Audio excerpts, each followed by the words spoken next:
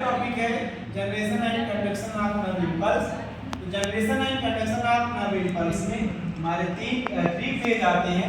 एक resting phase आता है, दूसरा जो है डीपोलराइजेशन फेज आता है और तीसरा जो है रीपोलराइजेशन फेज आता है।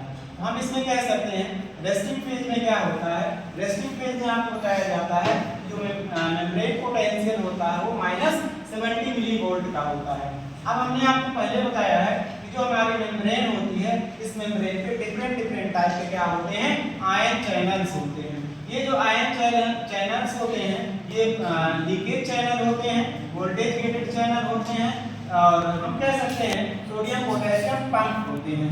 इस चैनल के थ्रू मेम्ब्रेन की जो पोटेंशियल है वो क्या है, कभी इंक्रीज करती है कभी डिक्रीज करती है। हमने आपको कहा कि जो रेस्टिंग फेज है ये रेस्टिंग फेज हम कह रहे हैं -70 मिलीवोल्ट चार्ज होता है मेम्ब्रेन पोटेंशियल। और हम कह सकते हैं अगर हम एक नर्व सेल को या इसे एक्जाम को डिफाइन करें तो एक्जाम का जो आउटर साइड होता है हम उसे ईसीएफ कहते हैं, एक्स्ट्रा सेलुलर फ्लूइड कहते हैं। और एक्जाम का जो इंटीरियर साइड होता है इस इंटीरियर साइड को हम क्या कहेंगे, इंट्रा सेलुलर फ्लूइड होता है। जो एक्जाम होता है इस एक्जाम के आउटर साइड पे क्या होते हैं, रेस्टिंग फेज में पॉजिटिव चार्ज लगे होते हैं और इनर साइड पे क्या है, नेगेटिव चार्ज होता है। इसके अलावा नेगेटिविटी क्यों इसमें इनर साइड पे होती है, इंट्रा सेलुलर फ्लूइड में क्यों होती है, हम इसमें कह सकते हैं इसमें जो है नेगेटिव कह सकते हैं चार्ज प्रोटीन्स होते हैं। ये चार्ज प्रोटीन क्या करते हैं, इम्परमेबल आर्टरी मेम्ब्रेन को जो है अदर जो चैनल्स होते हैं लीकेज के अलावा अदर जो चैनल्स होते हैं उसको इम्परमेबल बनाते हैं। अब हम इसमें कह सकते हैं जो लीकेज चैनल है वो पोटेशियम के लिए होता है और सोडियम आयन के लिए होता है। जो पोटेशियम आयन होता है इसकी परमेबिलिटी क्या होती है, मैक्सिमम होती है देन सोडियम आयन की हम बात कर रहे हैं। ठीक है, अब यहाँ पे आपको कहा जा रहा है, यहाँ हम बात कर सकते हैं इसके अलावा आपको बताया जा रहा है कि वोल्टेज गेटेड चैनल होता है। ये वोल्टेज गेटेड चैनल क्या होता है, हम कह सकते हैं सोडियम आयन के लिए होता है और हम कह सकते हैं कि वोल्टेज गेटेड चैनल जो है पोटेशियम आयन के लिए होता है। ये वोल्टेज गेटेड जो चैनल्स होते हैं इनका काम क्या होता है, ये आउटर साइड से जो एक्स्ट्रा सेलुलर फ्लूइड होता है एक्स्ट्रा सेलुलर फ्लूइड से आयंस को या सोडियम आयन को क्या है इंट्रा सेलुलर फ्लूइड में जो है ट्रांसफर करते हैं, ट्रांसपोर्ट करने का काम करते हैं। और जो पोटेशियम आयंस होते हैं वोल्टेज गेटेड चैनल होता है, ये वोल्टेज गेटेड चैनल या पोटेशियम वोल्टेज गेटेड चैनल जो होता है वो इंट्रा सेलुलर फ्लूइड जो होता है इंट्रा सेलुलर फ्लूइड से जो है एक्स्ट्रा सेलुलर फ्लूइड में आयन को ट्रांसपोर्ट करता है। अब हम बात कर सकते हैं यहाँ से एक चैनल और आपको दिखाया जा रहा है sodium potassium pump. Sodium potassium pump की अगर हम बात करें तो ये अगेंस्ट काम करते हैं। अगेंस्ट का मतलब है कि कंसंट्रेशन ग्रेडियंट पे जो है अगेंस्ट ये काम करते हैं और ये इसलिए जो सोडियम पोटेशियम पंप होते हैं ये मेंटेन करते हैं आयनिक ग्रेडियंट को मेंटेन करते हैं। इसलिए जो है अब अगर हम बात करें यहाँ पे जो सोडियम पोटेशियम पंप होते हैं यहाँ पे ये पंप जब वर्क करेगा तो यहाँ पे कहा जाता है कि एटीपी एनर्जी स्पेंड होती है।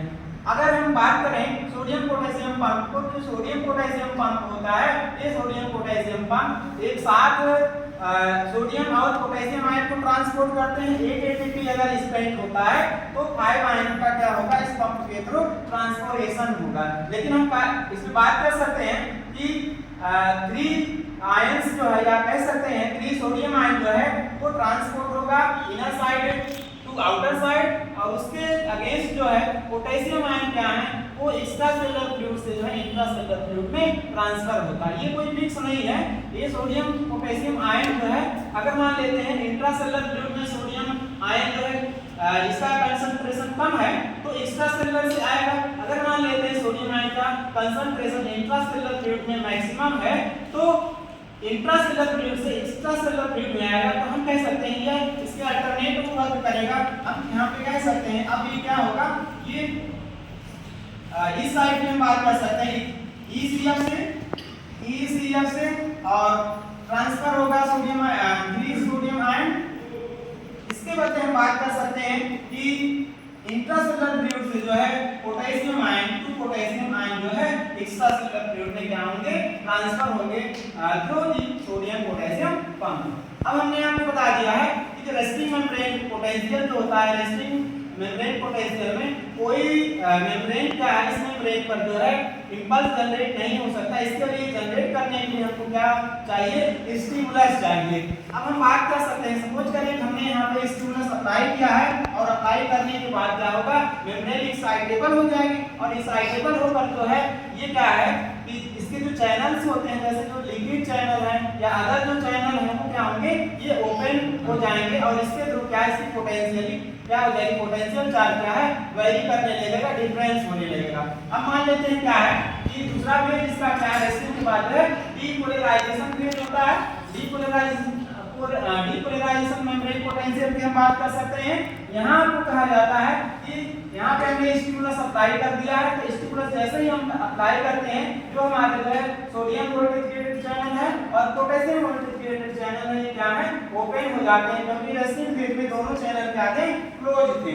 हमने स्टिमुलस अप्लाई किया है, अप्लाई करने के बाद अब क्या हो रहा है कि अब जो है पोटेशियम और सोडियम आयन क्या है एक दूसरे के अल्टरनेट क्या है ट्रांसपोर्ट होने लगते हैं। अब सोडियम आयन जो आपका होगा, सोडियम आयन जो है वो आपका ECF से एक्स्ट्रासेलुलर फ्लूइड से जो है इंट्रासेलुलर फ्लूइड में ट्रांसफर होगा और इसके बदले हम कह सकते हैं पोटेशियम आयन हम बात कर सकते हैं जो हमारा ICF होगा, इंट्रासेलुलर फ्लूइड होगा, इंट्रासेलुलर फ्लूइड से एक्स्ट्रासेलुलर फ्लूइड में क्या होगा ट्रांसफर होगा।